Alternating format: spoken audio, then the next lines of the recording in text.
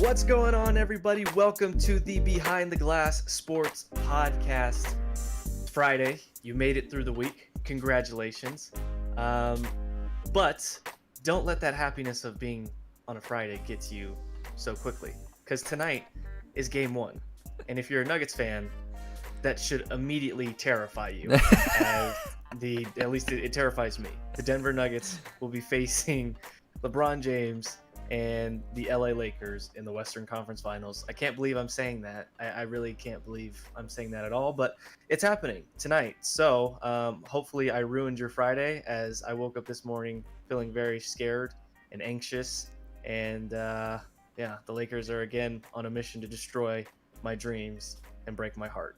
And this time it's LeBron James, the man I've been rooting for like the last 12 years. So don't be selfish, LeBron. Give me this. Give me this time. Like Tim Duncan said to you in your first finals, hey, thanks for giving this one to us this time. Give this one to us this time, all right, LeBron? You've been here like 74 times already. Do you need another one? It's a bubble one. It won't really count like a regular one. So just give this to us. Let us have it. Let us enjoy it. But we'll talk about that. Obviously, game one tonight, 7 p.m. We'll give our NFL picks. I would just like to say to the state of Ohio, and specifically Cincinnati, I hate you. I hate you with every part of me. So, you picked Cincinnati? I did, yes. Oh, man. They were in that game. It's funny because I was getting ready to go take a shower last night, and I was looking at the game, and it was like 21, or it was 28-13, I think it was. And Cincinnati was on the goal line, and they were about to score. I was like, okay, cool. They'll cut this to like a 7-point game. I get out of my shower, and I come back downstairs. Or no, it was 21-13. And I get out of my shower, come back downstairs. They're down 15 now. And I was like, wait, did they not score? They were literally at like the 3-yard line. What happened? And then they end up losing because, of course, I couldn't trust any of those teams. I still have a 3-game cushion on you, so I'm fine. I'm not sweating it. I'm all right, because Thursday night games with you, like if we go 500 for the rest of the season on Sundays, I will win. Because you will lose 90% of your Thursday night games. I don't know about 90%. I got last week's right, I think. Did I? Yeah, last week's was a give-in. It was Kansas City. Still got it right. Still made the pick. That's why I said 90%. Because there will be a couple of those that are, stupid easy. But you in Thursday night games, it's hilarious. Well, it happened again. So I'm taking my credit for that. But I still have a 3-game cushion, so I'm fine. That's nothing. Yeah. That is, how many games there are every week? That is nothing. Yeah, I'm just gonna pick every game you pick from every game now. Now going. You know who you're acting like. You know who you're acting like. You're acting like the Clippers. Oh. That's who you're acting like right now. No, I think we should make a rule going forward. Whoever is in the lead each week has to go first. So that way they can't, pick just safe and conservative. Oh, okay. Yeah. I actually like that. So if you're in the lead, you got to pick first. If we're tied, I don't know. We'll just figure something out. Maybe we could do 1, 2, 3, shoot, like rock, paper, scissors, and we'll say it at the same time. I don't know. Maybe it's even that way. I don't know. But we'll talk about our NFL picks, and then we will preview the Week 2 loss of the Denver Broncos. So we're gonna get to all that today against the Steelers. So. I don't think we're gonna miss anything. But first, where do you want to start? You want to get the bad stuff out of the way with the Broncos, or do you want to talk about the Nuggets? We can get to the bad stuff, honestly, because I don't really want to. I mean, it's just laughable at this point with the Broncos. I don't even know where to start with them. Did we talk about them on Monday? Or I guess we haven't been on since they played, right? Yeah, no, we did. Did we? Yeah, I think we did. Did we just talk about Nuggets, or did we actually get to them? Sure, we got to them. I don't know. Maybe that tells us what we're doing right there. Maybe, obviously, if we did, it wasn't memorable. Well, here, so, I'll say this. I don't know if I got this out, but I'm gonna say this real quick. The comments, Vic Fangio. If I were the GM, if I were a GM or the president of operations of any team, and my head coach said that, they would be fired. That is embarrassing. That is you weren't paying attention because you were too focused on your play calling. Really? Really? That's your excuse.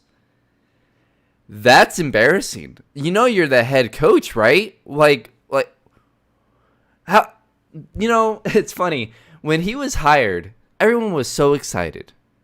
Cuz they're like, "Oh, he's been around and he's a veteran head coach or he's a veteran coach, blah blah blah blah blah." And I'm just thinking, why hasn't he been a head coach ever before? We got our answer. We've gotten our answer. And I believe that 6 or 7 blown games by this team, like 2 3-point games in the last 17. That's just he doesn't know how to be a head coach. And it's funny. It's different, but it still applies. Okay, we've talked about Charles Barkley came on and he was talking about NBA head coaches.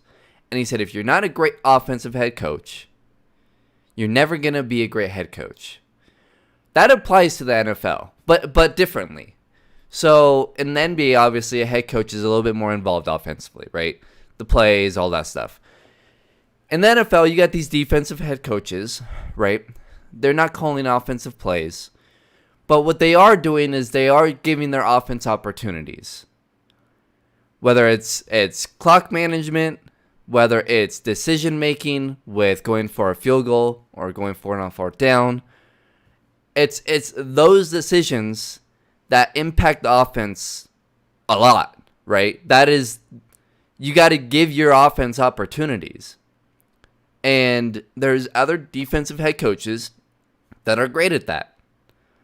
The one is the greatest head coach of all time, Bill Belichick. He had Tom Brady, but guess what? He had to put Tom Brady in positions for him to, minute and a half, 40-second drives to get a field goal, right? He had to get his defense and make decisions in order to get Brady the ball.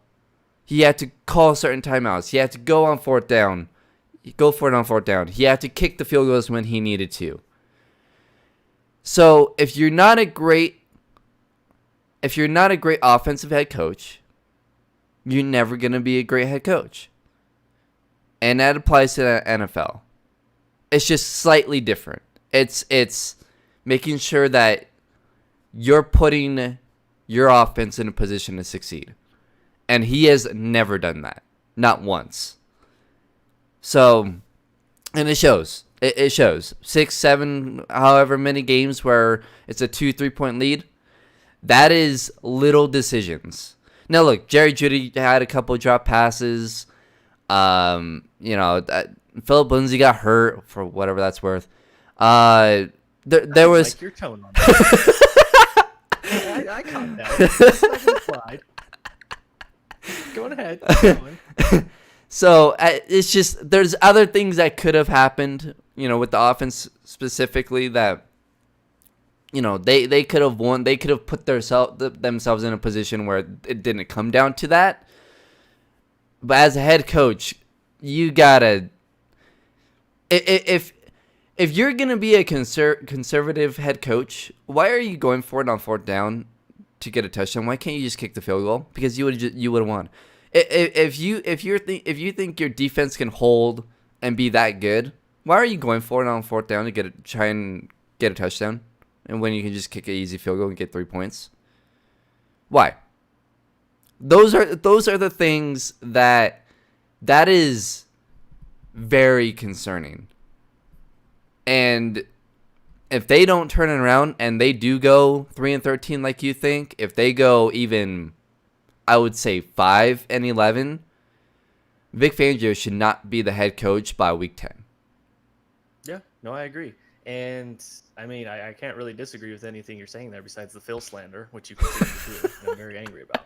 But I think this just goes back to is there's never a plan. Like when the Broncos do something, they always they do something and then they do something else that undoes what they did. So it's like, why did we do that when we did this? For example, you have a Pro Bowl running back who's on a cheap contract, but you go pay $9 million to a running back and bring him in when he's had fumbling issues. And what did we see week 1? He fumbled in a key moment. I'm just telling you right now, Philip wouldn't have fumbled that. Now, Philip got hurt, but at the same time, I don't think Philip would have fumbled that. You know how many fumbles Philip Lindsay has in his 2+ years of playing in the NFL? I believe it's 0 in the pros, and I think he had 1 in college, if I have that right. Regardless, he doesn't put the ball on the ground. Now, Judy's drops were huge. They came at huge moments. One of them was a big play that could have been a huge first down, maybe more. But I'm okay with giving him a pass. Yes, I'm giving him for week 1. For week 1, that's it though. But his drops, I think, especially the second one, if he catches that one, I believe it was on a 3rd down. The Broncos, almost said the Nuggets. The Nuggets know how to seal games. The Broncos don't. Right. The Broncos would have sealed that game if Judy catches that one in the 3rd quarter. I think it was late in the 3rd quarter, but he didn't. He drops that one. So you can leave it there too. But like I said, it's just always the Broncos do stuff, but then they undo it with something else that they do, and it starts from the top. It's John Elway making decisions that always seem to counteract what he does. Mm-hmm. It's like, we don't want to pay Chris Harris, but we're going to go bring in a cast-off from Jacksonville and AJ Boye. Why? What is the point of that? We're gonna pay our kicker, but we can't give Philip Lindsay a decent extension that keeps him locked into the team. It's stuff like this that I don't get. It's going for these bargain bin right tackles instead of 2 years where there was good tackle drafts. We don't take a tackle. So what are we doing here? And then we wonder why we have the problems that we have. Now, with Fangio, listen, his comments, and I tweeted this the other day, real red flags have now been raised. Okay, Vic told you last year, and it's happened this year too. In practice, he doesn't really focus on the offense. He's watching the defense. That should be a red flag right there. You're the head coach. You should spend time watching everything, not just one side, everything. Okay, that's number 1. Number 2, he told you last year he doesn't feel comfortable, or he wasn't comfortable calling defensive plays on the sideline because he was so used to the booth. Okay, that should be number 2. All right there. Number 3, he tells you that they're head coaching in key moments, clutch moments, by committee. Like, he's getting everybody else's opinions. Why are you doing that, Vic? You are the head coach. You need to make those decisions. I get maybe last year just getting advice from everyone. Okay, fine. But we're still doing this in year 2? And then number 4, you were too focused on a defensive play call instead of managing the game that was hanging in the balance. Your number 1 job? Right. Again, what are we doing? And the Broncos, listen, I get you want to keep a strength to strength. I get, the mantra. It's no longer a strength. It's no longer a strength. Right, but in the mantra in the NFL, more so than any sports, is defense wins championships, and we've seen it firsthand here. We've seen it many times. But when that happens, it's usually an exceptional all-time defense that does it. The Denver Broncos are still stuck in this mindset that we can win by our defense carrying us. And to the Broncos' defense credit throughout the years, the story has always been, the defense plays well enough for this team to win, at least most of the time. They play well enough to keep the game close, and the offense for 3 quarters just stinks it up. Maybe they score a touchdown here, they kick a field goal there, they drive down 50 yards there, but they stall. The offense always sputters. And then late in the game, the offense is like, oh my God, we should do something. And then they do something, and then the defense can't get a stop. So the Broncos are still in this mindset of, we can win by just playing great defense. No. I mean, I get it. If you want to go that route, you better have an all-time defense. They do not have an all-time defense. They need to find a way, and maybe this won't happen until John Elway eventually just gets out of the front office, but they need to find a way to adapt to the times. And I thought they were starting to do it with how they drafted. They have a lot of young talent on offense. Right. But it goes back to, you do one thing and then you do the opposite. So you hire Vic Fangio, who's this defensive head coach who, again, and we've talked about it plenty of times. I don't get hiring all these defensive head coaches. I don't get it. Your defense is really good. Your offense is crap. Why can't you put a little bit more focus into that? Why? And then so you obviously tell us you want to go defense, right? And then in the draft, you draft 2 wide receivers back to back. So what is your plan? What are you trying to do? Why didn't you draft 2 corners back to back instead? Which would make more sense with what you're trying to tell us with your head coach, right? Now, I liked drafting 2 wide receivers. I did. But it doesn't make sense with everything else that you're trying to do. It's just, what are you doing? What's your plan? Why are you paying $9 million towards a running back? Which, by the way, good thing they did, because Philip Lindsay did get hurt. So at least they do have someone. So, but again, I liked the move, but you're going against your original plan of who you hired at head coach. So what are you? Why are you going back and forth here? That's not how it works. I don't get it. I don't get it. And I had more optimism about this season than I have in 6 years. And I'm back right down with you now. This is a 3-13, maybe 4-12 team. And honestly, you know how we always talk about it's not always about necessarily the player that you draft. It's about the team that drafted player goes to. I feel really bad for Drew Lock. I feel really, really bad for Drew Lock, because he's going to get the beginning of his career ruined, and he may not be able to recover. He played well. He did. Other than the 2 drops by Jerry Jeudy, in that case, he should have went 24 of 33. Realistically, right? He went 20. He played okay. He went 22 of 33, 216 yards and a touchdown. He played okay. If it wasn't for bad drops. Well, that, and he missed like 3 or 4 deep balls. Like, he overshot guys. Yeah, and again, is starting to come back to what people were saying about him in the draft, was his footwork. Sometimes he gets a little lazy with his footwork and he throws off his back foot. He drifts in the pocket and he tries to make cute throws like Patrick Mahomes off of his back foot. Now, he has the arm strength to do it, but his touchdown throw was a great throw. The touchdown throw to I didn't like that throw. I mean, I get it was a nice throw. It was a great throw. It was a bad decision, but yes, it worked out. But his arm strength. But those are things where you need your coaching staff to be paying attention and helping him. He's a young quarterback. Look at Kansas City. Who do they have a head coach? That's why Patrick Mahomes is as good as he is already. Mahomes is not supposed to be as good as he is at 22, 23 years old. He's not. But guess who they have at the head coach position? They put their focus there. And they find great defensive coordinators to take care of that side of the ball. And as a head coach, you're still paying attention to that side, because your defensive decisions affects your offense. Yeah. They are ruining Drew Lock as we speak. I mean, we could easily be going down that road for sure. But back to that, it was good that it worked out because they scored a touchdown. But any other time, no. That should be a pick. Yeah. The other side of the field and throw back to the middle. Well, and credit to Noah Fant to coming back. If Noah Fant didn't come back, that's a pick. So and by the way, Noah Fant played great. I don't know how you don't target him in the second. That's unbelievable. Yeah, and I'm not buying their excuses of, well, we had a bunch of 3-and-outs in the first half, so it limited our opportunity. So you can't target him on first down?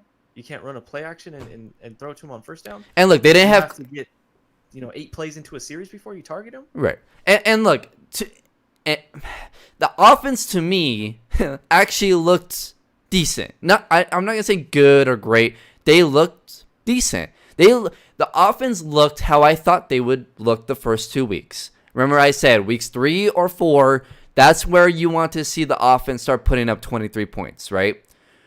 Well, if you look at what they did yesterday, against Tennessee on Monday, they got 14 points, right? Now, they need 9 more points to get 23. Well, they did not take a field goal. That's 3 points right there. Jerry Jeudy had 2 big drops in 2 different possessions. If he makes those catches,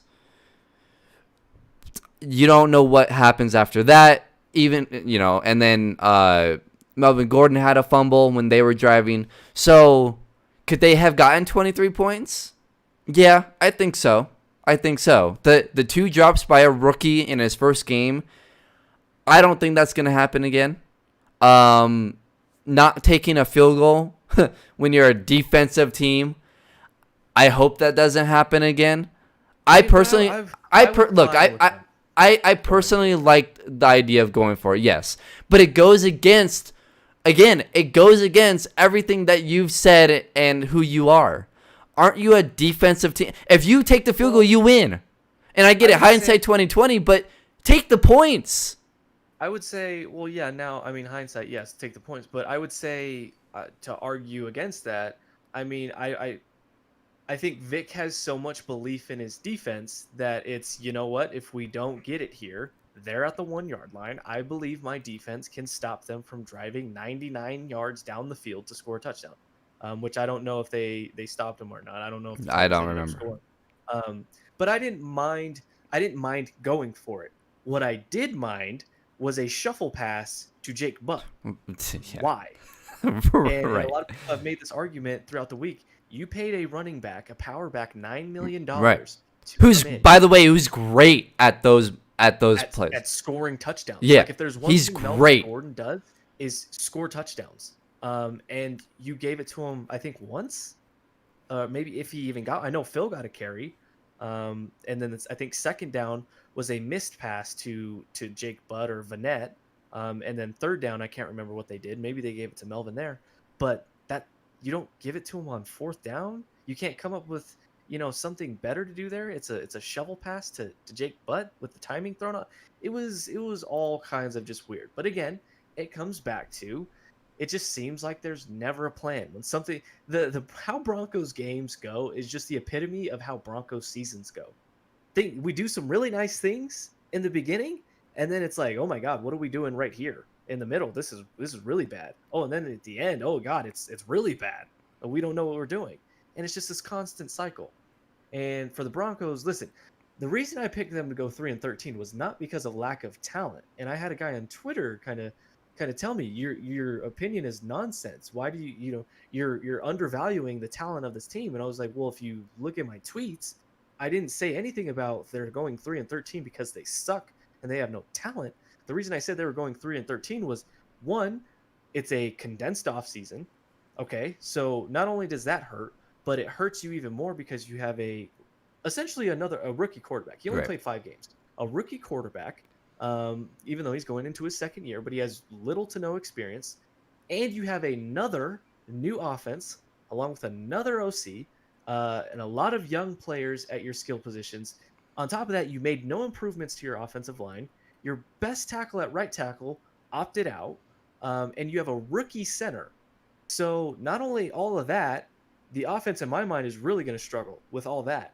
Then you throw in Chubb's not 100%, and he definitely didn't look it Monday night because you didn't see anything from him besides one pressure to start the game. And then you had Von Miller get hurt. And then, boom, lo and behold, A.J. Boye goes down. He's down 3 weeks. Philip Lindsay goes down. He's day-to-day. Cortland Sutton gets hurt. All these things start to add up. And to me, it screams another bad season. And it's not because of a lack of talent. It's because of really just the circumstances. And not to mention your head coach doesn't know how to be a head coach. And then we get to this point, and now we're here with that. It's like he didn't even learn anything. And we gave Vance Joseph so much crap. But, I mean, this is like Vance territory here. This is worse. No. I would take Vance over this.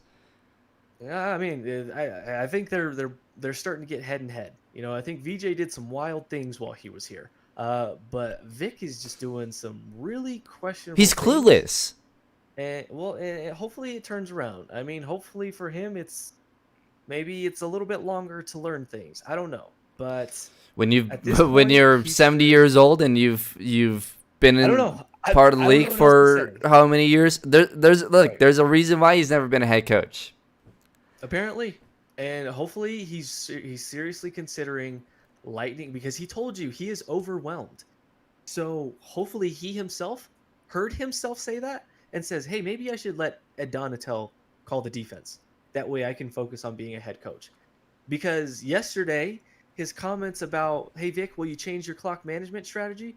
No. And they asked him, why won't you?" Well, it happened one time. We're hoping that it's an anomaly. You're hoping? Okay, first off, hope should not be your strategy. It should not be what you're banking on. And two, anomaly. No, Vic, this is not an anomaly because we had like 3 to 4 games last year where this happened. Okay?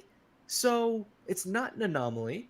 There's a common denominator here, and it's you mishandling how you manage time.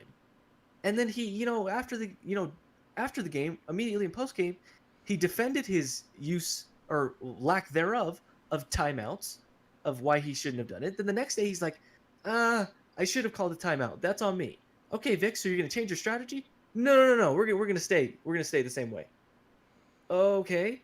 So listen, this is not we don't want to pile on the Denver Broncos. Okay, we went to the 2015 parade. We actually shared happiness and joy when they won. We love to see that. But when they're bad, we're going to tell you when they're bad, and we're going to be honest about it. And I may be a little too pessimistic on my prediction. 3-13 maybe I don't think you are really, anymore. really low. Well, right now I feel really great about it. I'm going to be honest with you because they're going to the Steelers, which they're going to get their head kicked in, okay?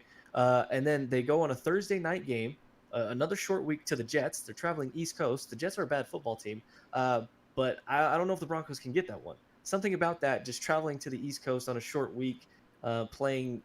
I just don't like that. Okay, you're traveling to New York. It'd be different if it was here, I guess, but still. And then after that, I believe no. After the Steelers, you have Tampa Bay, so that's a loss. And then you play the Jets, Yeah. and then I think you play Miami in week 5, I believe. So I just maybe I'm too pessimistic about my prediction, but maybe the most they get is 5. I do not see this team getting more than 5 wins. And maybe, they get the luck of the bounce in some of these games that they didn't get last year. But after seeing Monday night, maybe not. Maybe it's 2 years in a row of this. Yeah, and my last thing too is, look, this defense. When is the last time this defense has actually made a play? Like a play? Changing play? Yeah. Well, I mean, I can't think And of one so, that sticks out in my mind. and look, I haven't gotten all the praise that Justin Simmons has gotten over the last year or two. Mhm. I'm sorry, he's not even a top 10 safety. I don't get it. He didn't look like it Monday night. I really don't get it. He hasn't looked like it for the past year. I don't get it. I've been watching. I've been waiting. Do something. He had opportunities. He's a good player. He's just a not good special player. he's a good player, but Darian Stewart made plays. TJ Ward made plays. He's just there for the ride. He tackles when he needs to. He's there when he needs to, but he doesn't make the play. He was there on a possible pick. He didn't make the play. I don't get all the love for Justin Simmons. He looks like an average safety to me. And the fact that people wanted the Broncos to give him best safety money in the league is sad. Yeah, Because we still have 15 more he games. to look, go, he so may be a it's great person and all, and I get that. And maybe that's why people love him. But he's not a great safety. He's not. Yeah. I mean, he still has time to prove us wrong. I But think Justin's good. I don't think he's worth top 5 safety, top 10 safety money. But maybe he proves us wrong. But right now, it's looking like the Broncos were proved right in that situation in not paying him and making him bet on himself. Real quickly before we get to our picks, though, I mean, is there anything the Broncos can do versus the Steelers to win? Because how I see it going is the Broncos won't be able to generate a pass rush. Big Ben will stand in the pocket for 18 years if he has to, and with no Boye, don't know how you're going to cover Juju and their Yeah. receivers. I don't know how Uh, the offense can be able to keep up when the Steelers have a nasty front seven. That's what I keep hearing, is that they have one of the best front sevens in the mhm, NFL. No Philip Lindsay, most likely. We don't even know if Cortland Sutton's going to play. right. So It's I gonna don't have see a to. situation where the Broncos can win. If the Broncos do win, it's because Drew Lock has an amazing game and he's able to get outside of the pocket, make plays. That's the only way. They need Cortland Sutton for him to do that too. So that's the only way that I see them winning. And I like Drew Lock, but he's so early in his process. You can't expect that from him. That's just unfair. It really is. It's really and when you don't have the coaching staff to help you, I don't know how. Look, credit to Drew Lock for going out there and putting up 22 of 33, 216 and a touchdown. Because honestly, he did that by himself without any help from his coaching staff. That's what I'm seeing, at least from his head coach. That's what I'm seeing. So credit to him for he made a couple of bad throws, but at the same time, 0 interceptions, 0 sacks. Like that's him. You know, his offensive, like, he was getting pressured, he was getting hit. Credit to him for moving. Credit for him to just getting outside in the pocket and making plays. So like I said, if they win, it's because of him. I don't know how. The Steelers have a great front seven, but they don't have a great secondary. So I think that's something where it maybe, especially if you have Sutton back, if Locke can buy himself enough time with his feet, I think they can make some plays. They need to get Melvin Gordon the ball, out out in space. He only had 3 catches for 8 yards, so that's something where, again, you need to use the guy who you're paying $7-9 million for. What he's great at. Get him the ball in the passing game, and let him go. And it's not just screens; it's other things. It's other routes that he can run. He can literally be a receiver. What if Philip Lindsay and him are healthy and both out there? I want them both out there at the same time. Put Melvin Gordon in the slot. Have a formation where you have Drew in the shotgun and both of them right next to him, on each side. Use them. You have 2 great weapons. Use them. So those are the things that this offense is going to have to win the game. The defense doesn't make you plays, so you're gonna have to get it all yourself. If you're the offense. So they're not gonna win, but I want to continue to see more development from Drew Lock. Jerry Jeudy is gonna have a lot of eyes on him. We'll see if Sutton plays. Noah Fant should be getting more than 5 catches in a game if he's gonna play that well. So those are it. Look, the offense. I didn't expect them to get the 23 points that I expect from them in the first 2 weeks. I do expect that weeks, maybe not week 3. I'll give them a pass, but week 4 they better be getting 23 points. So that's kind of where I'm at. But you lost a winnable game, so that for, I guess, 7-9. That puts you now at 6-10. That was a winnable game. That's the game you needed. And they did well against Derrick Henry too. I mean, he had 100 yards rushing to finish it, but I mean, it was not an easy night for Derrick Henry, and Broncos couldn't do it. By the way, the rookie corner though looked good. OJ Mudia. He got an interception, and then Alexander Johnson had to, but assert his toughness and hit a guy that the play wasn't even coming to. Right. So but he looked good. He looked good. Yeah, well, he's going to have to look good again this week because the Steelers love to throw the ball around the yard. So we'll see if that holds a second week around. But I agree with you. I don't think the Broncos even get close in this game. It's probably like a 24-10, and that might be putting it lightly. For that, maybe it's a garbage time touchdown for the Broncos. But let's go through our picks right now. Obviously, last night Brandon had Cleveland. I had Cincinnati. Thanks a lot, Joe Burrow. He threw like 61 passes last night. Did you see that? Yeah. 61 passes. Goodness, Cincinnati. And I mean, I saw a lot of. Yeah, I didn't really watch a lot of the game because of Cleveland, Cincinnati. So, but I saw a lot of people tweeting that Joe Burrow is going to end up getting killed because Cincinnati offensive line cannot protect him. So that's not a good thing. But I heard he looked good. Yeah, he did look good. In his action. But New York Giants versus the Chicago Bears. Since I'm leading, I will go first on this. Chicago, they pulled a miracle out for me last week. You had the Detroit Lions in that one, and honestly, the Lions should have won that game. The running back literally had it in his hands in the end zone and dropped it. So thank you for that, Swift. But Chicago came up big in that game. I'm not a believer in the New York Giants. I just not there. Joe Judge, he does some weird, quirky things, taping tennis balls to his cornerback's hands so they don't hold in training camp. I don't know. I don't know about him in that team. I think Chicago's a more talented team. I'm gonna go Chicago again here for the second week. This is actually kind of a tough one. I can't pick. I have a hard time picking Trubisky. I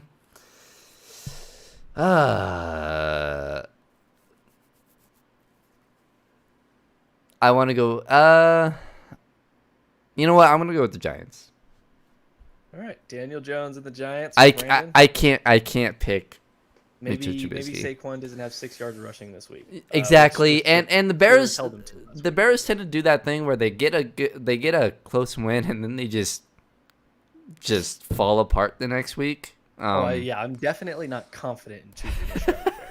I'm just So going based off they have more talent, but I really I am truly predicting for Mitch Trubisky to Trubisky. right, that's this what is I'm not banking on. So I'm gonna pick the Giants. Atlanta at Dallas. We saw Dallas come off of a loss week 1. I believe Mhm. Atlanta lost as well week 1. Who did they lose? Seattle. So I don't know. For me, this is kind of a toss-up game. Atlanta's coming to Dallas. I think the Cowboys get their first win this week. Zeke and Dak, and they have a lot of talent offensively with that Dallas team. So I'm gonna lean towards Dallas this week. Yeah, I'm gonna go Dallas. Atlanta didn't look good. Obviously Seattle's a great team, but they really struggled. That offense really struggled. The defense couldn't stop anyone. So Zeke has a big game. I think Dallas wins pretty easily. Detroit, after a heartbreak game in week 1, they will go to Green Bay, who, I'll be honest, they looked way better in week 1 than I thought they would. Mhm. Aaron Rodgers looks back to playing like I a got that young one Aaron right. Rodgers. Yeah, yeah. So thanks, Kirk Cousins. Thanks for letting me down again.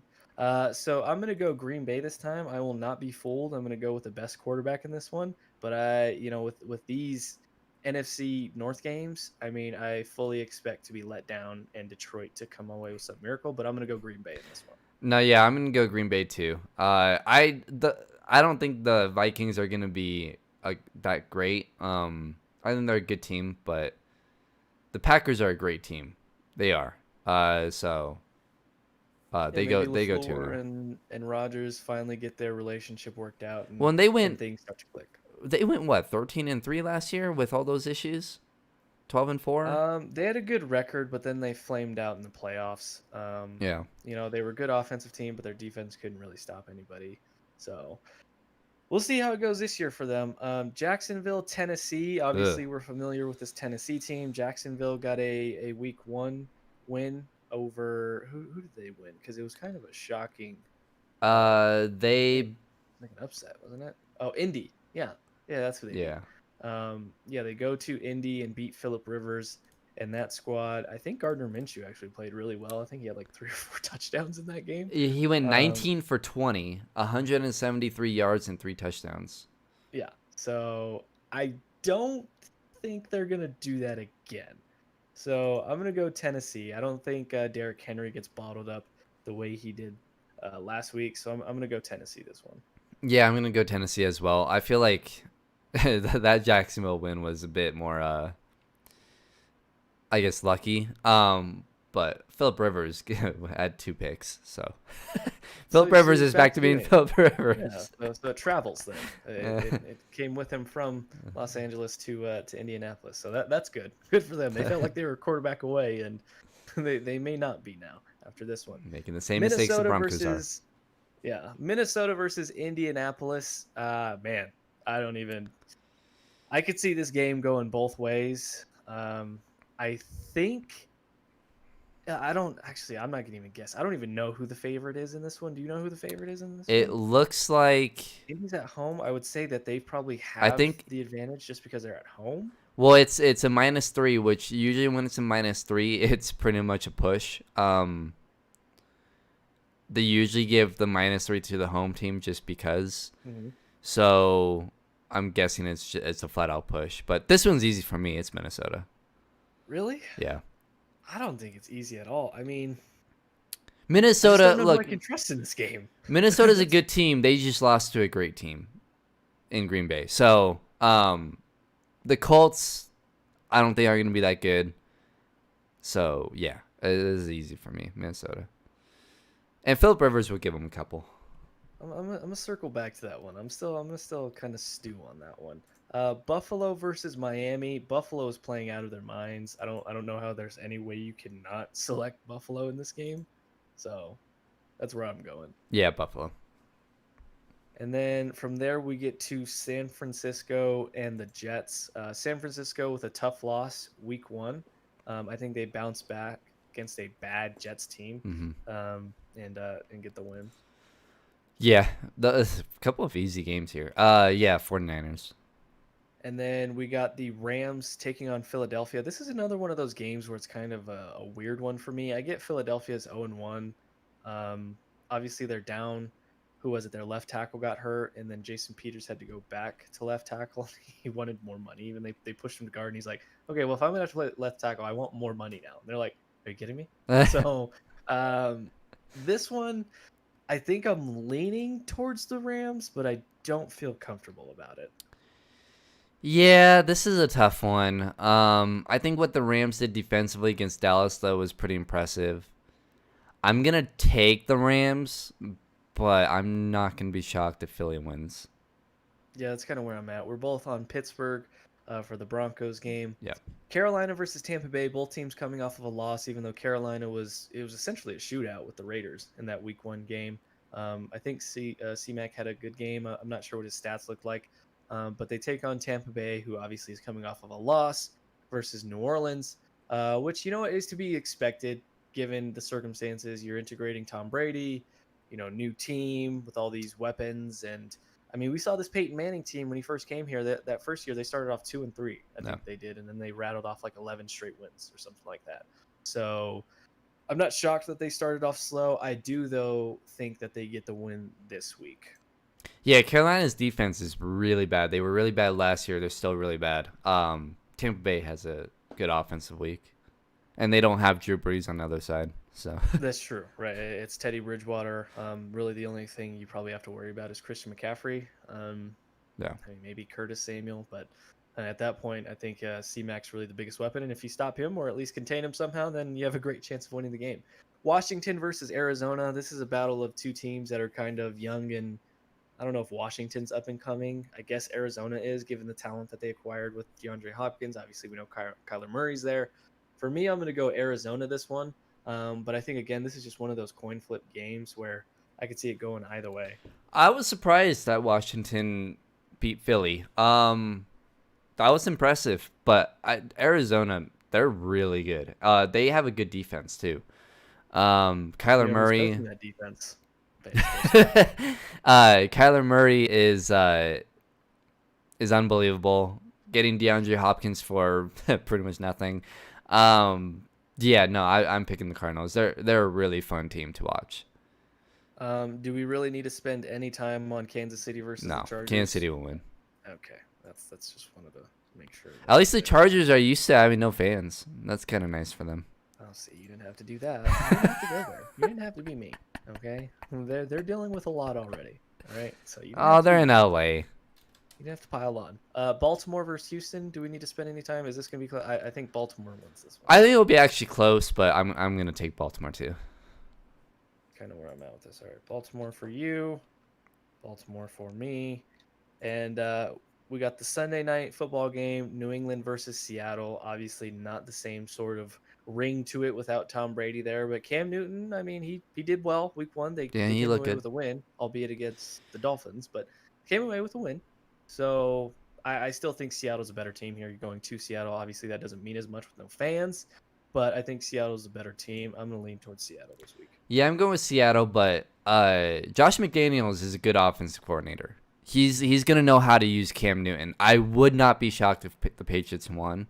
But I'm gonna go Seattle. I'm gonna kind of keep it safe, but I mean Seattle just looked. They're in my mind, it's Kansas City 1, Seattle 2. Like Seattle's really good. Yeah. Wow, over Baltimore, huh? Okay. Yeah. Oh yeah. I think Russell Wilson's the second best quarterback in the league. A lot of people actually think he's the best. But Really? yeah, He's easily the second best, but there was a few people I saw on Twitter that were saying that he was very efficient. But Russell Wilson. It's Russell Another guy Wilson you and wanted to Patrick trade. Mahomes. Yeah, another guy you wanted to trade. So they're the two best quarterbacks in the league. You just wanted to trade both of those. Context. For rookie quarterbacks that haven't Context. played. You know, so I'd choose the Hall of Famers, but that's just me. You'd rather have the young guys who could flame out and lead you into the ground. You'd rather have Drew Lock. I'd rather have Hall of Famers. That's just me. I'll get my revenge here in a few minutes. All right, we'll see. It's gonna be hilarious. What do you mean your revenge here? You'll see. You'll see. I've been waiting for something today, so we'll get to it. Okay. Well, that's gonna do it for. Do you want to do the Monday Night Football pick, or do you want to wait till? Oh, we can wait till Monday. Okay. I'm gonna the one game I was undecided on. I think I'm gonna lean Minnesota, because after you just mentioned that Phillip Rivers had 2 interceptions, if I'm choosing between who I trust more, which I don't trust either of these guys with my life. Like if they were like, Steven, you're tied to a train and you need to choose between 2 quarterbacks to win you a game. It's Kirk Cousins and it's Phillip Rivers. Who are you trusting? Oh, Kirk Cousins. Well, I'm gonna say neither. I'm gonna say, well, I'm probably gonna die now. So because either they're gonna tie or both get blown out. So if I had to choose, though, I'd say Kirk Cousins, because I think his team around him is better. But again, I do not feel comfortable about this. This is the week that Phillip Rivers looks like old Phillip Rivers in San Diego and not Chargers. He hasn't looked LA like that Chargers in Phillip 3 Rivers. years. Yeah, well, so this is just the game, though. So that's what. So recapping our picks, Brandon has the Giants. I have the Bears. We both are on Dallas. We're both on Green Bay. We're both on Tennessee. We're both on Minnesota. We're both on Buffalo. We're both on San Francisco. We're both on the Rams. We're both on Pittsburgh. We're both on Tampa Bay. We're both on Arizona. We're literally choosing the same team for every game remaining. So the only game we differ this week is New York Giants, Chicago Bears. And like I said, I'm okay with just taking it slow. You're gonna blow your Thursday night games and You're not getting in my head. just chip away. Just not like the doing it. Nuggets, You're chip like away. Patrick Beverly chirping from the sideline. I'm going to miss my free throws. But little do you know, I'm a 90% free throw shooter, and I'm wetting these things. And this game's over. You're going home. Okay?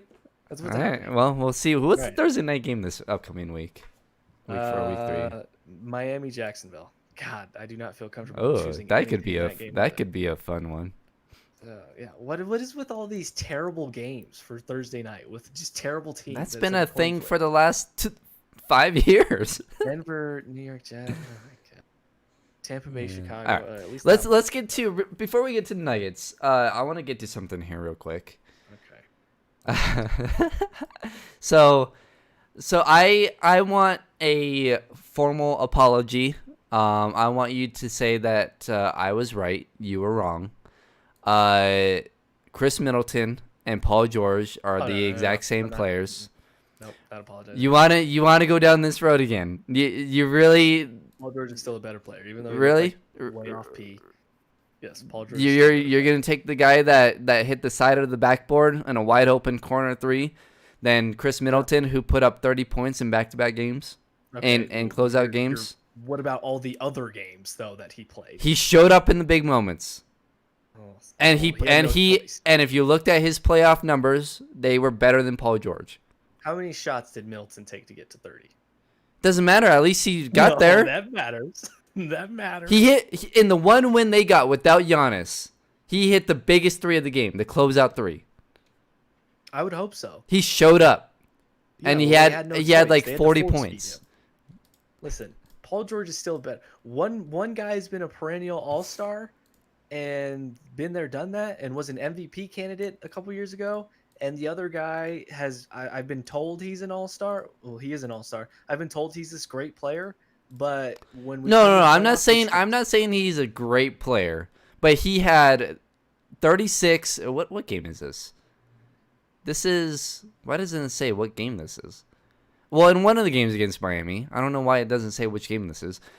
He had 36, 8 assists, 8 rebounds, on 28 shots. So, but he had 36. Giannis. Oh, that's the game that 28. Giannis got. What game did Giannis get hurt? Was that game 4? Game 5, I think. Or no. 6. Whichever. Well, they lost in 5, so it wasn't game 6. Okay. 3, I don't know. I don't know. Whatever that game was.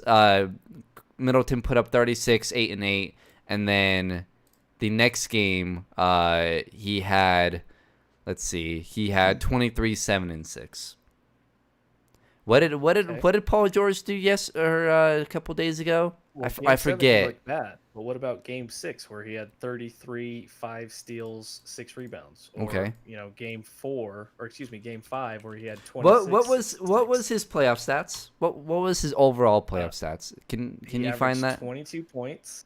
He averaged 5 rebounds and 4 assists. Wait, hold on. Let me find Middleton's. I don't know how you got that so fast. That was it. Oh, excuse me. That was in the Clippers series that he averaged 22 points, The Nuggets series, you 5 mean? rebounds, 4 assists. Okay, hold on. I'm trying to find. This is like. If you just go to ESPN.com and go to their game logs, All right, I'll just go to do the that. player and then go to game log. I was trying to go with Basketball Reference. Listen, I mean, Paul George had 1, 2. So in the 10 3, games, 4, in the 10 5, games that Chris 6. Middleton played, he averaged 20 points, 7 rebounds, 6 assists. Whoops. That was in which game? That was throughout the playoffs. 20 points, playoffs? 7 rebounds, 6 assists. No, I mean they're gonna have similar averages. But one guy's still better. They're the same. They're the same No, player. one guy's still better. How many games did Chris Middleton score 30 points in the playoffs? How many games did Paul George score 30 points in the playoffs? 1, 2, 3. Okay. That's oh god, I gotta go back to that. It's playing sound. He had 35 in game. What is that? 5. of the Why? Dallas series? Why is this playing ads? He Dear had Lord. 32 in game 3 versus Nuggets. He had 33. He also had a 26-point game, a 27-point game. Let's see. He did only have one 30-point game, but against Miami, hold on. Against Miami, no. Actually, his last 7 games, he put up at least 20. He had 21, 21, then 28, then 23. He did have an 18 in there, and then a 36 at 23. Well, what was Paul George's last 7 games in? What, 10, But 5? He had 33, 26, 10, 32, 22, and 19. So he was even more inconsistent than Middleton. Interesting. Middleton also had, let's see, 10 rebounds, 3 assists, 10 rebounds, 7 assists, 6 rebounds, 5 assists, 6 rebounds, 8 assists, 3 rebounds, 7 assists, 8 rebounds, 8 assists, 7 rebounds, 6 assists. He also had 1 steal, 1 steal, 1 steal, 1 steal, 2 steals, 2 steals, 2 steals, and another steal. You just went through every game. No, I'm that's assuming the he had last all those 7 games. rebounds because he's following his shot that he continuously misses. So that's why I'm assuming he has all those rebounds because he bricks literally every shot. What did Paul George do again? What do you mean? He got his team to 7 games. Oh, he got his team to 7 games. Yeah, it was up to Not his not yeah. Kawhi, Pat Bev, the Nuggets crapping on themselves the first 4 games. Paul George is a better player. Chris, not I significantly forget. better. Did Chris Middleton take that three that hit the side of the backboard? Did Chris Middleton go 0 for whatever in the second half of a closeout game? Well, Chris Middleton was also on the 1 seed and got bounced. So. And we're gonna blame all that on Chris Middleton and not Giannis. I think a lot of it, is on Chris Middleton. Not all of it, but All right. a lot of it is. Yeah. You can't tell me that Chris Middleton gets more hype than he actually deserves. So Paul George blowing a 3-1 lead doesn't get any of that flame. It's all gonna go to No, it Kawhi does. then. But he's also a large part of the reason why they went up 3-1. Weren't the Clippers favorites to win the title, not the Bucks? They were Okay. correct. But I would say a lot of people thought the Bucks had a good chance at winning the title as well. So They did. Chris Middleton gets way more hype than he deserves.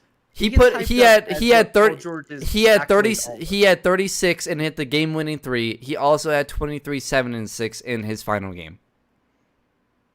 Without Giannis, by the way. Both those without Giannis. I would hope he would do that. I know it takes him 47 shots to get 36 points, but that's It took him 28. Yeah, 28 to get 36. That's not very efficient. What did Paul George do in game 7? Nothing. Okay. He had a bad game. he had 10 points multiple times in the playoffs, right? Denver plays great defense. What can I say? Great defensive team, like Miami. They lock down. They lock into you. Listen, I'm not saying Middleton sucks, but he's not as good as Paul George. They're the same exact player. That's not to say that Paul George is leaps and bounds better than Chris Middleton. Like I said, one guy is Heinz ketchup, the other guy is Great Value ketchup. They're still ketchup. They're close. They're similar, but Heinz is a little bit better than Great Value. I'm not saying prefer Heinz over Great Value. No, I'm not saying Middleton is better than Paul George. I am saying that they are the exact same player.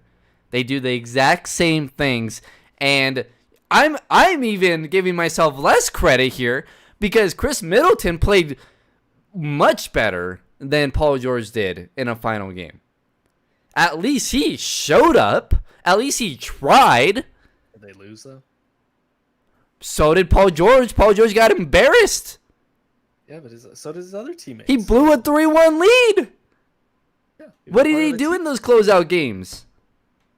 Well, what about Chris Middleton getting down on a team that was supposed to win that series? Giannis got hurt.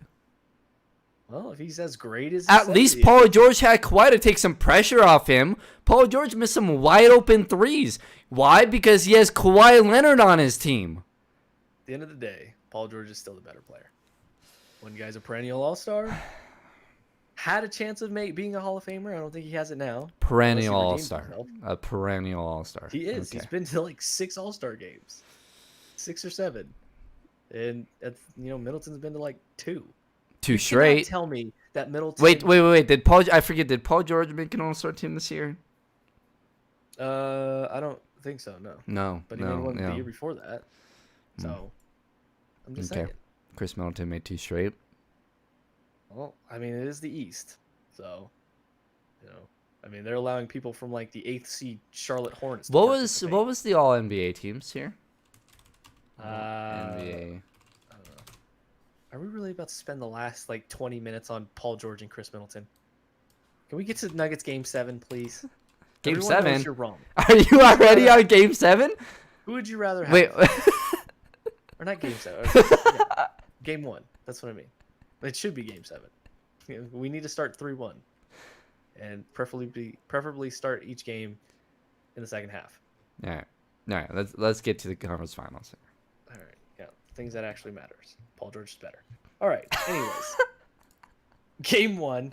As we wrap up today, obviously the Nuggets are underdogs in this game, underdogs in this series. I mean, listen, I've counted this team out twice already, and they've won. Part of me feels like I don't know if this feels like a team of destiny, but just like a team That's a what team I'm of fighting with. miracles. That's what I'm fighting with. Is this really a team of destiny? I would say the Heat almost have like a feel of a team of destiny. Yeah. Whereas the Nuggets have that feel of like they're getting bounces and miracles. Now that's not to say that they're not playing well to earn those things, because they are. And listen, it takes talent. Like, it's not off of luck. Like, you No. win one game by luck. Okay, in the NBA, in the NHL, The better in the team MLB, wins. The better when at they the end of the have day, better team series, wins. yes. When they have series, any given Sunday, anything can happen.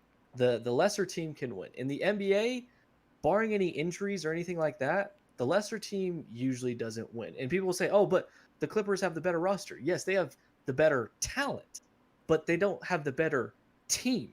Okay, you don't always have to have the better talent to be a better team. Look at the finals between the Pistons and the Lakers. The Lakers had the better talent, but the Pistons seem to have the better team. Hold on. Here's what I'll say about the Clippers, though. Do they really have the more talent? Because when I look at that roster, Kawhi and Paul George are a really good player. Kawhi is a great player. Paul George is a good player, and really good player. I forgot the really. Nikola Jokic is a great player.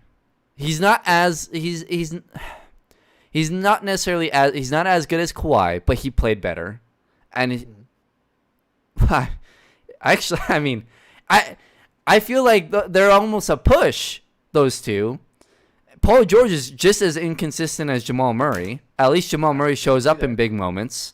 Okay. And then let's just say those four are a push, okay? When we get to the others, Montrezl Harrell is a really good player. He is. And they have the quote unquote dogs that, peed themselves in this series. But Montrezl Harrell is a good offensive player who can't shoot. He's a solid defensive player, but he doesn't have the size. Mm-hmm. Lou Williams is a great offensive player who is not very good defensively. Patrick Beverley is a great defensive player who is not very good offensively. Marcus Morris is a good role player, but very inconsistent. So when I look at the rest of their other guys, right, I see a bunch of one-way guys who are pretty inconsistent. Mm. When I look at the Nuggets and their other players, yes, they're inconsistent, but they have more two-way guys. Gary Harris is a two-way guy who can knock down threes, and he was knocking down threes pretty consistently. Jeremy Grant, although he didn't play great throughout the series, he had a really good Game 7. And he was great defensively. Jeremy Grant might have been the best defensive player in the series. Gary Harris might have been the second best defensive player in the series. Not Patrick Beverley and not Montrezl Harrell. It was Jeremy Grant and Gary Harris. And they're both guys who can not just shoot, but score. They can get to the rim, they can get offensive rim, and they can also score too. So then you have Monte Morris as a backup point guard who wasn't very good in this series, but he played really well in Game 7. I don't think the Clippers were a more talented team, far and away a more talented team. I think it was pretty close. I do. I think at the end of the day, it came down to the stars showing up. But the rest of the team, I thought, every role player, every team with their role players and the other guys are inconsistent. That's gonna happen. But the Nuggets role players were more consistent, I think, and they played better on both ends of the ball. And whereas the Clippers, they had a bunch of guys who played great on one end and didn't play well on the other. So, and then with Game 7, it came down to, your stars not showing up or showing up. So, I don't think... I get why people are saying the Clippers were the more talented team, but I don't think they were that much. I think it was a lot closer than everyone thinks. Because like the... Paul George and Chris Middleton. Same thing, right? One team's just... That's a little bit better. But again, I think but again, we always say the more talented team usually, or the better team usually wins. I mean, are the Nuggets? And then I didn't even mention Michael Porter Jr. I think the Nuggets are actually the more talented team. I think at the end of the day, it was youth that is what put Denver in bad situations. It was being young, whereas the Clippers, they're a talented team, and they're all like 30 years old. They've all, at least, well, not all, but they've been, at least most of them have been in the playoffs before, right? And they have gone deep into the playoffs at least. One guy won. Whereas the Nuggets, they were all a bunch of 23, 24, 25-year-old kids. But I think they had more talent. I do. At the end of the day, I think the Nuggets had, maybe not at the at the very, very top, they were right there. And then throughout the team, you look at it, they're right there. So I don't think you can really say that the Clippers were the more talented team. I don't. And that's why I picked originally, before the Utah series happened, I picked Denver over the Clippers. Because that's, I just, like, the Clippers have the dogs and they have a lot of talkers. But at the end of the day, those talkers can only do one thing. And that was either play defense or play offense. So yeah, I mean, when you break it down, when you look at it that way, I mean, yes, do the Nuggets have more guys that are more two-way style players than one way? Yes. When you break it down like that, yes. Now, I don't think anybody would have, foreseen that Nikola Jokic would have outplayed Kawhi Leonard, or at least matched him. Right. I don't think anybody would have thought that Jamal Murray would have matched Paul George, right, and in certain instances been better than him. And this could be just a situation where the Nuggets have two young players that have ascended. And, we talked before the playoffs, and we talked about, First Take's list of, top 10 players in the NBA. And they had Jokic at 10, and we were discussing, we could see how Jokic could be at 10, but we could also see if he's just on the outside. At this point, and I get, his regular seasons, there's always a month and a half grace period for him, where it's just like, man, it's looks really weird, terrible. But when you get to the playoffs, and when you get to the biggest moments, he shows up, and he plays his best ball in the biggest moments. And you know what? At this point, I will take that. I'd rather my best player play his best in the biggest moments, whether that's primetime games and playoff games and elimination games, over November 12th. It's a Tuesday night in Phoenix, and he takes 3 shots the entire game. I will now live with that, because now I have 2 sample sizes, or a few sample sizes of, okay, this is what he does, but I also have the sample sizes of what he does in the playoffs. And I think there's no question now Nikola Jokic is a top 10 player. Now, I think we're having the conversation of, can he be a top 5 player? Right.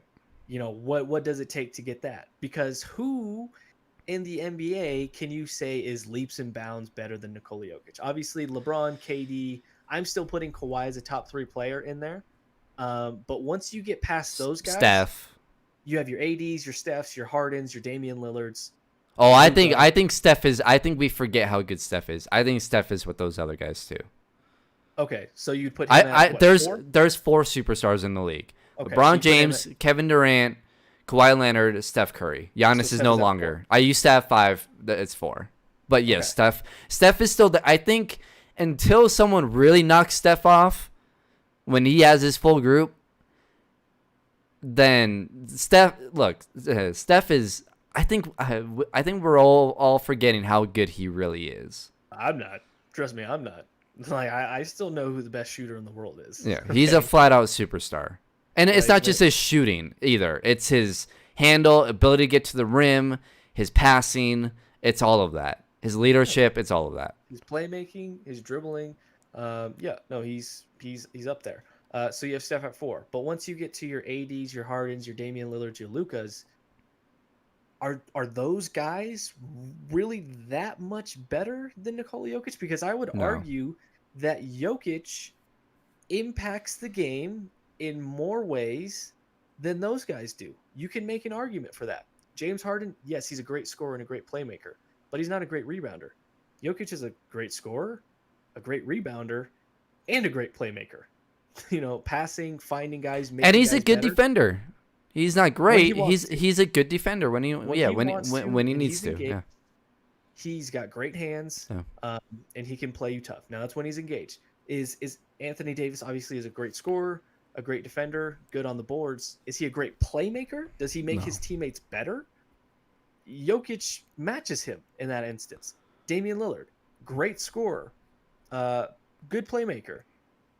Is he great defensively? Is he a great rebounder? Does he make his teammates better? I don't think so.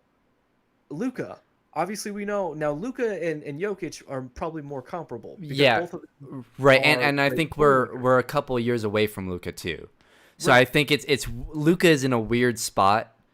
I think here's where I put Nikola Jokic ahead of all of them, though. That's something you didn't mention: leadership. And yesterday, we both listened to Tim Connolly in an interview, and he brought up a story here in the playoffs when they were down early. I think it was maybe in the Utah series. And him No, this and was the Clippers one. it was the Clippers where the Yeah, 'cause he coaches said a few days. The other day, Jokic was Yeah. talking to the assistant. and the coaches were telling him you need to be more aggressive early on. And Nikola Jokic said, "No, I need to get these other guys involved because we need them. We need them." Mhm. That's leadership. That's a guy who understands how to win these games. What you need in the playoffs. What do we always say when it comes down to game sevens? It's not usually about now. Game 7 against the Clippers was a little bit different, but it comes down to the other guys. You need which other guy is gonna step up. Last year it was Rodney Hood. Yeah. You need those guys. If those guys don't play well, you're not gonna win. And look what happened. Monte played well. MPJ, although he didn't get a lot of shots, he played well. Jeremy Grant shot the ball well. Gary Harris shot the ball well. Paul Millsap played well. The other guys played well. And if it wasn't for Nikola Jokic getting them involved early and letting them know, hey, I trust you. I trust you. I believe in you. I'm going to put you in these positions to make plays. That gives those guys confidence. Mhm. Kawhi Leonard and Paul George did not trust their other guys. And it showed. Kawhi Leonard waited till the last second to give up the ball. Whereas Nikola Jokic was looking for his other guys. And that's something that puts Nikola Jokic only with one other guy in the league. And that's LeBron James. It's funny, and everyone compares Nikola Jokic to all these other greats, right? And I understand. Larry Bird, Kevin McHale, blah, blah, blah, blah, blah. But I compare Nikola Jokic to LeBron James. Now, he doesn't have the athleticism, obviously. But he has, and he doesn't have the defense. But he has the IQ. And he has the leadership. And the playmaking. And the playmaking. There's only one other guy that I've ever seen make the type of passes that Nikola Jokic makes, and it's LeBron James and Magic Johnson. But I obviously I was not born to watch Magic Johnson, but I've seen games. Like Magic, Steve Nash. Steve Jason Nash Kidd. is another guy, yeah. Those guys that could pass the ball like that. Right. And so just it's crazy. It's really amazing to watch, not him just on the court, but you watch him in the post-game interviews. And, it's just, there's something about Jokic. He just has that thing, that leadership that you need. He has that. And LeBron has that. And I think they're really the only two players that are that high level of IQ where they understand how to be a leader. And how to get their whole team, how to make their whole entire team better. LeBron James carried those Cleveland teams to the NBA Finals, not because he was putting up 50, 60 like a Kobe or a Michael Jordan would have done, but because he understood how to get them involved into the game. And so now that does hurt both of those guys late in games. It has, and it will continue to do so, because their IQ is so high, and their want to get their other guys involved also hurts them late in games. And it's almost that hurdle that they've both needed to get over of, I'm the best player on this team, I need to close these games out. But they don't think like that, because they want to make the right basketball plays. So it's always, for them, it's always about making the right play as opposed to taking over every second of the game. Right. And that's why I'm so excited for this series. I don't think the Nuggets are going to win this series. I'm so, like, just like last year, I wanted the Nuggets to play Golden State so badly, not just because I wanted them to see them in the conference finals, but because I wanted them to play against a team who understood how to win, and understood how to win championships, and had guys who understood how to win games late in the fourth, and know when to take games over, and know how to lead. And so that's something that I'm really excited to see Nikola Jokic and even Jamal learn from LeBron James, and play against him in a playoff series. They've played against LeBron in the regular season. They've gotten LeBron's best in moments. But playoff LeBron in the conference finals, think about all of LeBron's greatest games. When do they come? Usually. When are those games usually? The conference finals. Not even the finals. The conference finals. Celtics. Right. The Raptors. The Bulls. We always, the Pacers, we always think of Pistons. Those games. Yes, the Pistons when he in 2007. Yep. It was the conference finals. Not necessarily the NBA finals, the conference finals. And it's because that's when he turns it on. Obviously, he has those great games in the NBA finals, and we can name them. But he has those games against in the conference finals. And so I'm so excited for Nikola Jokic to see playoff LeBron. We've been talking about playoff Jokic, right? There's a difference with LeBron. He's the first two rounds LeBron usually coasts. But in the conference finals is usually when he turns it on. And although I'm terrified of that, I'm also excited for Nikola Jokic to see that. I'm excited for Jamal Murray to see that, because they need to see it. If they ever want to win a championship in the future, which I think they will, and I think, Stephen A. Smith said it, there's a championship in their future. There is, with those two, Nikola Jokic, Jamal Murray. The way they play together, the leadership with those two, their ability to close games, and their talent, they're going to get one. They are. It just depends on when Michael Porter gets there too, I think. But seeing what they're going to see with LeBron in this series, to me, is really exciting. And in a way, I hope that they lose in a 6-7 game series, because I want them to have that feeling, and I want them to know that's where we got to get to. We're not there yet, but that's that's the level that we need to get to. I'll tell you, if the Lakers win this series, it's not going to be because that they're so much better than the Nuggets as a team. It's because of LeBron. It's because of LeBron James, and he's the best player in the world. So that accounts for it. If you replace LeBron with,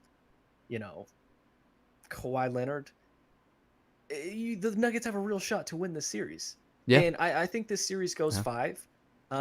I think in every series we're due for a Nuggets game where they get kicked in the face, and they get completely obliterated. Right. It just happens. Right. So just prepare yourself now. It could happen tonight. I don't think it's going to happen tonight, though, because LeBron is known for, he doesn't really put his foot on the pedal in game one. He fills you out, and it's usually the game that you can get. Look at this playoffs, but look at every other playoff. First game one. Yeah. He's known for it. Yeah, this is your chance. I think we're due for a game like that, but just because I say it goes 5 doesn't mean that the Nuggets get handled. I think this will be a close series. Now the Nuggets can't listen. It's not sustainable to go down double digits every game and try and come back. It's just not sustainable. And it's So not going to happen against LeBron. let's not fall in love with that. Okay, let's try and actually just Yeah. play well the entire game. Okay, but I think it'll be a close, 5 games. Yeah. I think, like I said, I think they're due for a game where they're going to get punched in the mouth and their teeth are going to get knocked out. But I think that it'll be a close 5 games, or four other games in where the Nuggets could win this series. I wouldn't be shocked if they got 2 games now. But the thing is now the advantage switches again. Now it's back to Jamal's side of things. Mhm. Okay. Now, because the Lakers, they've actually done well defending Jokic. Dwight Howard gives Jokic problems. He's athletic. He matches the size. I think that gives Jokic a little bit of problems. So we'll see how that goes. And they have bodies that they can throw at Jokic. It's AD, JaVale, even LeBron at times if he switches on them. Yep. They have the bodies. I think they're going to blitz Jamal Murray. I think they're going to do whatever they can to get the ball out of his hands. But I think there's times too where Jamal is going to be able to have some freedom. They don't have the defenders that they don't. In order to blitz though, you need the personnel to do so. I don't think they have the personnel to do so now. Well, if they play drop coverage against Jamal, that's going to be terrifying for them. Well, I don't think they're going to do Jamal- that necessarily, but I think Jamal will have an easier time getting away from the blitzes than he did against the Clippers, because the Clippers were great at it. I don't think the Lakers are going to be that great at it, so I think that gives Jamal a little bit of space, a little bit And that's more. why I said the Clipper, like it's Caruso, it's Rondo, it's Danny Green. None of those guys, I mean, even though Rondo and Danny Green are known in their past for more being defensive-minded players, they're not what they once were. So I think Jamal can have his way a little bit. And then MPJ, he played really well against the Lakers. Yep. In the seeding game. It's him and Kyle Kuzma. That's probably who's going to be guarding MPJ. When Until LeBron switches on him. or until LeBron is like, all right, I'm stopping your 2-point run, and I'm gonna get in you a little bit. So Right. it's going to be an interesting matchup, and I totally agree Yeah. with everything you said. Jokic and LeBron are the 2 best playmakers in the game right now. I'm not gonna say it's not even close, but I think they're at least a step above other players when it comes to that. They both are willing to die on the hill of making everyone better and making the right basketball play Mhm. and dying as a team rather than an individual. Now, they always have to walk the fine line, and they're going to get killed for it over and over again throughout their careers, of taking over and making the right basketball play. Yep. Too many times they lean towards, I know I could get this hook shot off of, if it's Jokic, over Harrell, but man, Jeremy Grant is wide open in the corner for 3. I'm going to swing that, and I'm going to trust him to make that. They will miss pass it to a 90% shot instead of taking their 88% shot. Exactly. Yep. And that's what you have to live with those guys. But that doesn't mean that they don't have a killer instinct, because we've seen them both Right. take over in games and have those game-winning shots. It doesn't mean that they have a killer instinct. Are they naturally passive? Yes, but that's not always a bad thing, because they make the right basketball play. I'd rather have that type of guy than a guy who goes one-on-one the whole time and every now and then hits the clutch shot to win it. I'd rather have 2 guys who could, that can do both, and they can do both. It's just finding the balance of, when do I take over and establish myself, and when do I get everybody else involved? Mhm. And I think Jokic is on the precipice of understanding when. And I think those comments that you mentioned, which were just phenomenal, shows that he's getting there. He's understanding that. Yeah. In Utah, what was a game 5 or 6, he came out and had like 22 points in the first half. He knew, okay, I need to be aggressive. And then Jamal took over. So he knows there's moments in games where he has to establish himself. And I think it's going to be a great series. And like I said, if the Lakers win this series, it's because it's LeBron James. Yeah. That's literally it. Now here, Otherwise, if you go down the roster, I mean, the Nuggets. well, that's the Nuggets thing. have a better roster. Then the Nuggets can win the series. Don't get us wrong. We're not picking them, but the Nuggets can win the series. I wouldn't be shocked if the Nuggets win the series, because, again, if Nikola Jokic and Jamal Murray do their jobs to match LeBron and AD, it comes down to the other guys, and I'm taking the Nuggets, right? But I just don't think that, I think this is a bad matchup for the Nuggets. I don't think that Jokic will be able to match LeBron, and I think the Nuggets could actually do a good job on Anthony Davis. I do, because Anthony Davis, I watched the Houston series. He's not aggressive to the rim. He's 6 foot, he's what, 6'10", 6'11", all the talent in the world, but he's not aggressive to the rim. He takes a lot of tough shots, a lot of step back mid-range shots, takes a lot of bad threes. If you can force him to do that, and again, remember, just like what we talked about with the Clippers going into Game 7, where they're not necessarily used to being in that situation, although the Nuggets have never made it to the conference finals, Anthony Davis hasn't either, right? So, again, the Lakers do have a lot of veterans that has made it, with Rondo and LeBron, but Anthony Davis is a big part of their team, and if he, for some reason, kind of gets nervous because it's the conference finals where he's never been before and has all this pressure because now they're the favorites, and all that pressure, if it gets to him like it did with Paul George and Kawhi Leonard, he's gonna struggle. And the Nuggets have to do a good job of pushing him out. If he hits the shots, shake his hand, but do not let him get easy shots. You have to live with them hitting jump shots. You Yeah. have to force him and LeBron, and luckily both of those guys have spurts where they fall in love with the jump shot. Yep. And they're not completely 100% aggressive. And those are the moments that the Denver Nuggets have to take advantage of. Yep. Because if LeBron is on 100 and going to the basket every time, the Nuggets don't have an answer for him. No, you're They gonna have lose. an answer for Kawhi because they could match Kawhi's size. Yeah. Jeremy Grant, Torrey Craig, Gary Harris with the speed. Right. But the Nuggets can match LeBron's size, but they can't match his strength and Well, his power. and if they collapse on him like they did Kawhi waited to the last second to pass the ball away. LeBron's not. He's too smart. He's gonna get rid of the ball just like that. So You're playing Jokic. right, exactly. You're playing You double Jokic. him, he's gonna find the open. You guy. cannot double LeBron. And here's the thing. And Well, you can. You just have to do it in smart ways. you have to do it in You smart can't- ways, but I would rather LeBron beat me with 60 points than LeBron beat me with 25, 12, and 10. So I'm going to, in my mind, and look, I've watched almost every playoff game of LeBron's career. He's my favorite player ever. In my mind, he's the greatest player ever. So LeBron does not like it when he has to score 40 plus, 50 plus. He's done it in the past, and he can do it. He does not like to do it.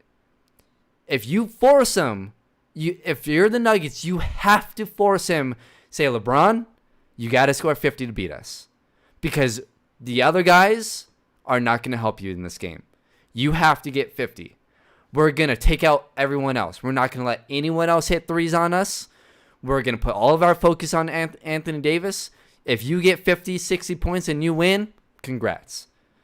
Usually you don't want to do that with superstars. Usually you don't want to do that with James Harden, Damian Lillard. You let the other guys beat you. LeBron is too good at making his other guys so much better than they actually are that if you let him do that, they're gonna kill you. So I actually would rather make LeBron put up the 50, 60 points than let him get 25, 12, and 10 and let Anthony Davis get 25 to 30. Rondo hit a few threes. Danny Green hit a few threes in the corner. Kyle Kuzma hit a few threes. I don't want that, because you know what? They're going to hit those shots. I actually trust them to hit those shots because LeBron James will get them the ball quick enough to where they are so wide open they're going to hit the shot.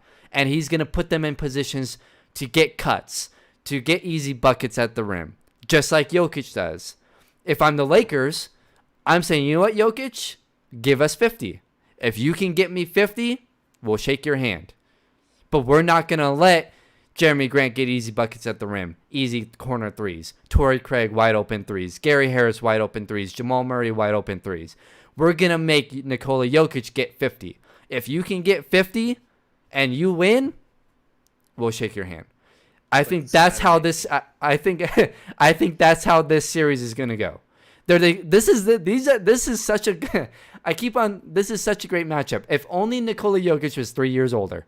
If only Jamal Murray was 2-3 years older, I think they could win. But they're not. I think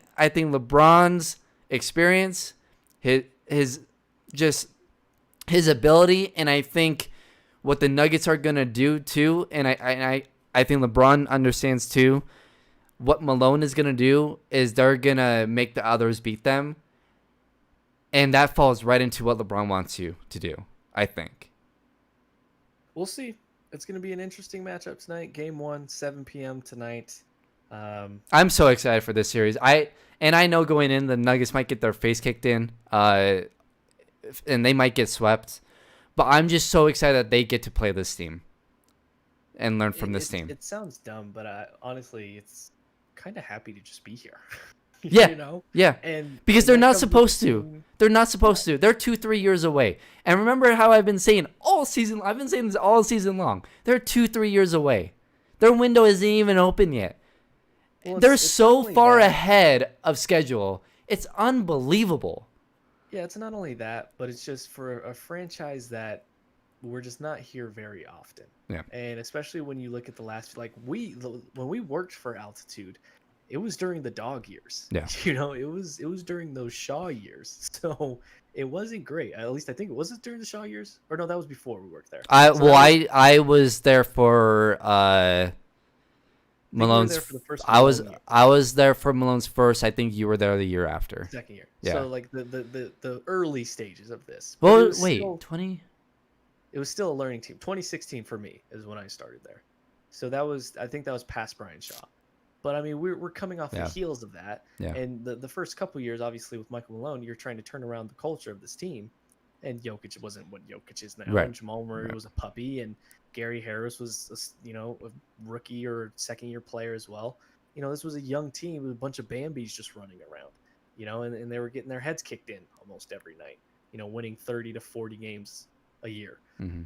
To think that we're here now, and it's been 11 years since the last conference finals, their fourth conference finals. Of appearance course, as this a is against the franchise. Lakers too. They had to play the Lakers, Kobe and the Lakers. Now you got LeBron and Lakers. Are you kidding me? Yeah, Seriously, it's the luck of the draw. they can't catch a but break. they have a chance to make history again, and obviously we're hoping that they do more. But I mean, just given all the red flags of this season, you know, of Right. Jokic coming in overweight and the team not looking good to start after a 57-win year last year, and it looked like they were kind of full of themselves and that they were kind of just complacent. And, you know, given all that and then the injuries that they went through, it just felt like a year that was destined to be just kind of underwhelming. And then you get to the playoffs and it's the seeding games aren't looking great. And then you have the Utah series go the way that it did. And you're like, man, this was just a crappy year. And for them to just turn it around, it just shows you, we know what the potential of this team could be. They just have to find a way to get there and unlock it. And they're starting to. It's like they've unlocked a little bit of it, but there's still so much more that they could obtain. And hopefully they can get there, and it starts tonight. It's game 1. You know, we've counted them out throughout this point. Maybe they prove us wrong again. Who knows? But I'll say this though, for two Nuggets fans, if the Nuggets win tonight, don't get excited because usually for LeBron, it's usually game 1 that you can get. Now, if the Nuggets lose tonight, that's actually trouble because this is the game to get. If you want a chance at winning the series, you have to get tonight because you're not going to win game 2. You have to win tonight. If they don't win, there goes the series in my mind. I think it'll probably end in 5 if they lose tonight. If they win tonight, I think it ends in 6 and the Lakers do win. But if you want any shot at winning and beating the Lakers in the conference finals, tonight's the night. You have to win. And I'll say this. Our predictions have meant nothing. Right. That's true. What you have said, what I have said, it has meant nothing. But it's Not all LeBron. things. Yep. He's made it to the NBA Finals every year. He's made it to the playoffs since 2011. He's done it 8 straight times. It's gonna be 9. It's gonna be 9.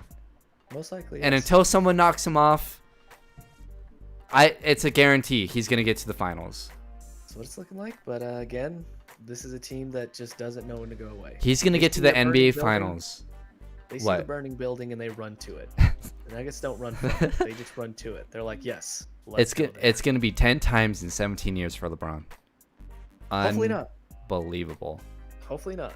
But we'll see how it goes. Game 1 tonight, 7 p.m. It's probably on TNT. So Yep.